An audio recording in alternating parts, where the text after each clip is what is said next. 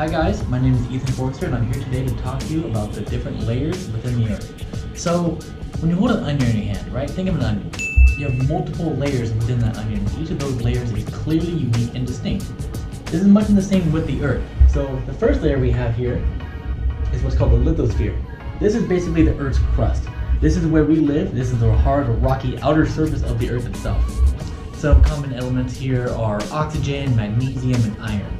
And interestingly enough, even though it covers the entire circumference of the Earth, it's actually less than 1% of the Earth's entire volume.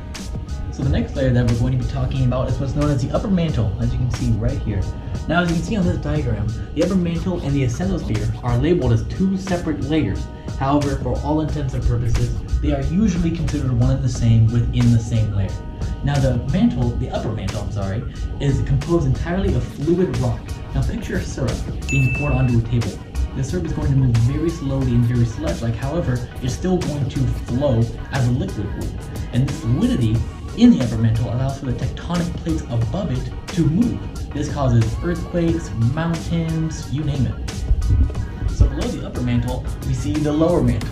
Now, usually this is just referred to as the mantle. It's not broken up into two separate layers, but they are largely different. Now, as you can see, and this diagram is no exception, many diagrams often color the lower mantle orange, red, yellow, something that looks molten and hot. However, in reality, the lower mantle is composed mostly entirely of solid rock, including a lot of peridot, which is actually grain, not red, yellow, orange, or anything like that. And because the solid rock is so enormously dense, this one particular layer actually makes up 84% of Earth's total volume. For our last two layers of Earth, we have the outer core and inner core. The outer core, as pictured here, is similar to the upper mantle, where it is made out of fluid rock. It is composed almost entirely of iron and nickel, which are also responsible for Earth's magnetic field. This magnetic field that goes around the entire Earth is extremely important. It helps deflect solar winds that would deplete our ozone layer. And if our ozone layer was hurt, lots of organisms would die on the planet. But because we have this magnetic field, we are able to stay protected.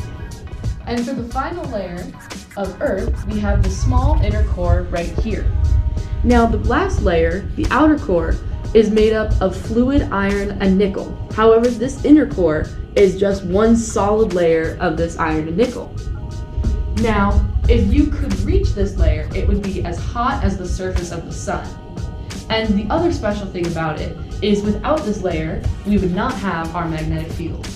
This therefore concludes our video presentation upon the layers of the Earth. We hope you learned something new and encourage you to continue doing further research on this topic.